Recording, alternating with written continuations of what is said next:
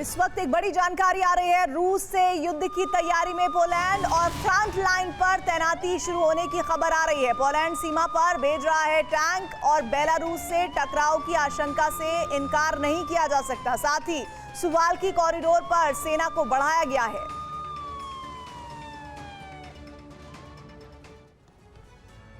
अगस्त के आखिर तक युद्ध विराम की कोशिश पूरी होती नहीं दिख रही है और इसीलिए ट्रंप ने ज़ेलेंस्की और पुतिन को 2 हफ्ते में युद्ध विराम करने के लिए कहा है। और इसी बीच दोनों देशों की तरफ से युद्ध की तैयारी की जा रही है।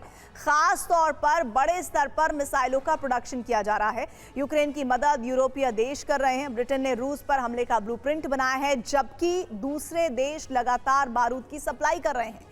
अब अगर 2 हफ्ते में युद्ध विराम नहीं होता तो यूरोप में तबाही का जल्जला आ सकता है और युद्ध के दूसरे दौर में मिसाइलों से भारी तबाही की आशंका है।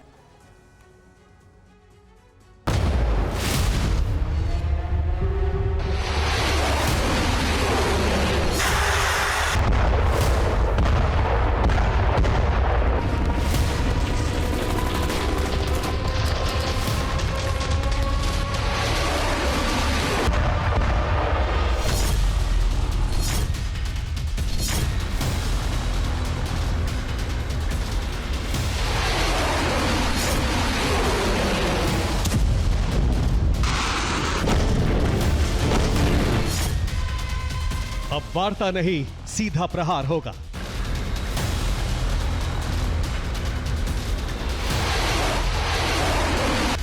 अब शांति नहीं, बारूदी सुनामी आएगी।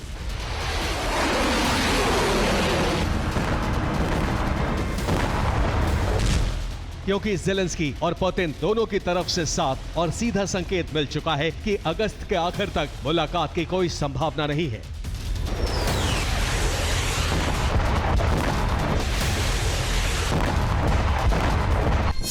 ज़ेलेंस्की बिना सुरक्षा की गारंटी के वार्ता नहीं करना चाहते हैं। पुतिन डॉनबास के संपूर्ण विलय की गारंटी के बाद ही युद्ध विराम की तरफ बढ़ेंगे। इस बीच ट्रंप ने भी युद्ध विराम की कोशिशों से हाथ पीछे खींच लिया है।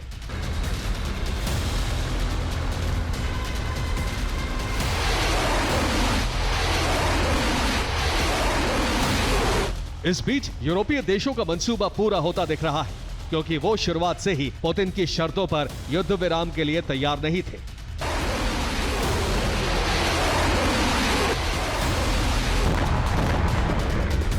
यूरोप ने सर्दियों तक युद्ध की तैयारी शुरू कर दी है, जबकि रूस पहले से ही इस परिस्थिति के लिए तैयार था।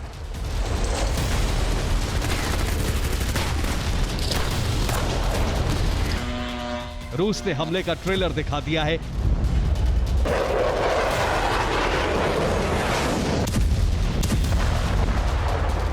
और संकेत दिया है कि वो सिर्फ यूक्रेन ही नहीं बल्कि दूसरे यूरोपीय देशों पर भी हमला कर सकता है।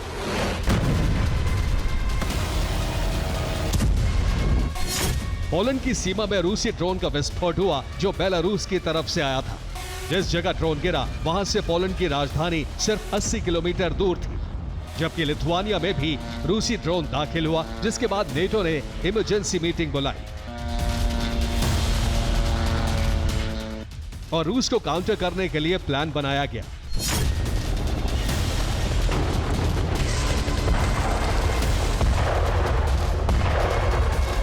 अभी तो रूस ने सिर्फ ट्रेलर दिखाया है, जिससे नेटो देशों में हड़कंप मच गया।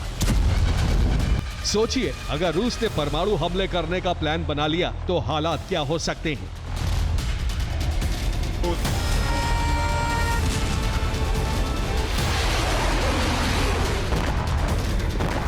यूरोप में 2 देश परमाणु ताकत से लैस हैं, ब्रिटेन और फ्रांस, जबकि रूस के पास इन दोनों देशों से करीब 10 गुना ज्यादा परमाणु बम है।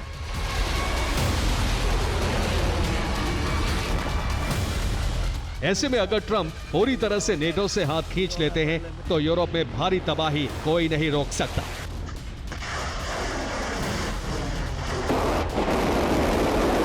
वैसे भी पुतिन यूक्रेन पर टैक्टिकल परमाणु हथियारों के इस्तेमाल की धमकी दे चुके हैं।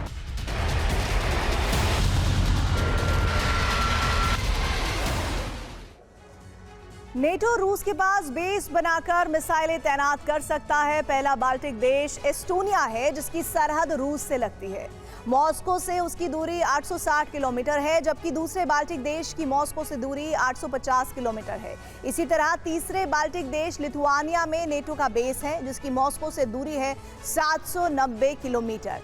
पोलैंड में पहले से ही मिसाइल बेस है, जो मॉस्को से 1150 किलोमीटर दूर है, और इसी तरह नॉर्वे बेस से मॉस्को 1392 किलोमीटर दूर पड़ता है। जबकि रोमानिया में भी नेटो सैन्य ठिकाना बना हुआ है और बनाने की तैयारी आगे और उसको पुख्ता की जा रही है, जहां से 1330 किलोमीटर दूर मॉस्को पर हमला हो सकता है। फिनलैंड और रूस का बॉर्डर आपस में लगा हुआ है और फिनलैंड से क्रेमलिन की दूरी 1300 किलोमीटर है, और इसी तरह बुल्गारिया के बेस से भी 1630 किलोमीटर दूर मॉस्को पर नेटो हमला कर सकता है।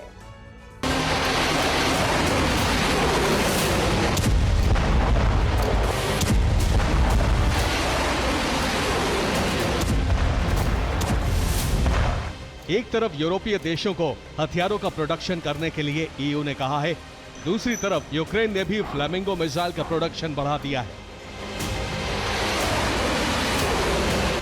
अभी रोज एक फ्लेमिंगो मिसाइल यूक्रेन बना रहा है, जिसे सितंबर में बढ़ाकर एक दिन में 3 करने का लक्ष्य है, जबकि अक्टूबर में 200 फ्लेमिंगो मिसाइल बनाने का दावा यूक्रेन की तरफ से किया जा रहा है। अगर फ्लेमिंगो का प्रोडक्शन बताए वक्त के हिसाब से हो गया तो फ्लेमिंगो यूक्रेन के लिए गेम चेंजर हो सकती है।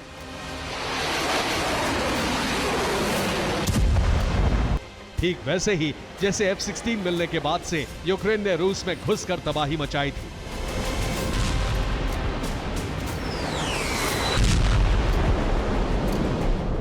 यूक्रेन ने ब्रिटेन से मिली स्टॉर्म शैडो और फ्रांस से मिली स्कैल्प मिसाइल के दम पर रूस में कई बड़े हमले किए हैं।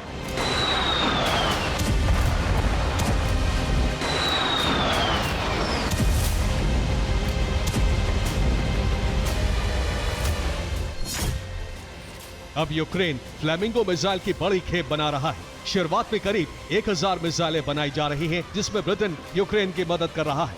कहा जा रहा है कि फ्लेमिंगो सोवियत काल के ड्रोन Tu-141 का एडवांस्ड वर्जन है, जिसमें काफी बदलाव करके यूक्रेन ने फ्लेमिंगो मिसाइल बनाई है। फ्लेमिंगो और Tu-141 एक जैसे दिखते भी हैं। रिवर्स इंजीनियरिंग के लिए ब्रिटेन के इंजीनियर यूक्रेन पहुंचकर पिछले 6 महीने से काम कर रहे हैं। तभी 1 साल के कम वक्त में फ्लेमिंगो बनाकर उसका टेस्ट भी कर लिया गया।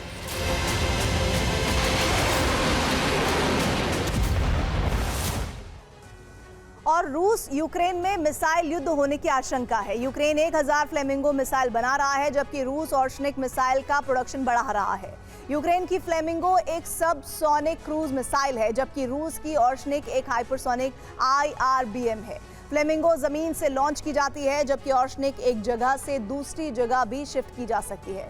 फ्लेमिंगो की रेंज 3000 किलोमीटर है और रूसी ऑर्शनिक की रेंज 5500 किलोमीटर है। फ्लेमिंगो की स्पीड 1000 किलोमीटर प्रति घंटा है, जबकि ऑर्शनिक बेहद तेज गति से हमला करती है। उसकी स्पीड 12000 किलोमीटर प्रति घंटा है। फ्लेमिंगो 1150 किलो विस्फोटक ले जा सकती है और ऑर्शनिक 1200 किलो विस्फोटक से हमला कर सकती है। फ्लेमिंगो की टेस्टिंग पूरी हो चुकी है, अब प्रोडक्शन किया जा रहा है, जबकि ऑर्शनिक रूसी सेना को मिल चुकी है। रूस ने ऑर्शनिक से नीप्रो पर पहला हमला किया था।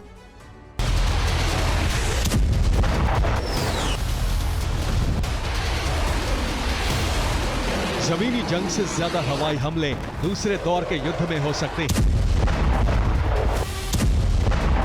इसलिए रूस और यूक्रेन दोनों अपनी मिसाइल पावर बढ़ाने में लगे। नेटो ने तो फरमान जारी कर दिया है, रूस का मुकाबला करने के लिए नए हथियारों का प्रोडक्शन जरूरी है। साथ ही ज्यादा मारक क्षमता वाले हथियार खरीदे जा रहे हैं, जिससे सर्दियों में यूक्रेन रूस के हमलों का जवाब दे सके। ये फैसला पोलैंड और लिथुआनिया में गिरे रूसी ड्रोन के बाद लिया गया। इसमें 3 बड़े कदम उठाए गए। यूरोपीय देश ज्यादा से ज्यादा हथियार बनाएं, नए हथियार खरीदकर यूक्रेन को दिए जाएं। अमेरिका को यूक्रेन की मदद जारी रखने के लिए कहा जाए। रोमानिया अपना एयरबेस नेटो के नियंत्रण में दे। बेल्जियम को उसके 11 F-35 यूक्रेन को देने के लिए कहा गया।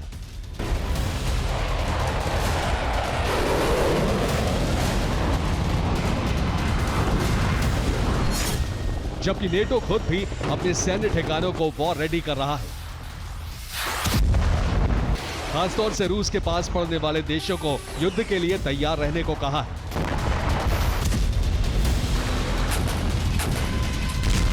यानी पुतिन अगर यूक्रेन का खात्मा करने के बाद यूरोपीय देशों की तरफ बढ़ते हैं तो यूरोप के इतिहास की सबसे भयानक जंग शुरू होने की पूरी आशंका है।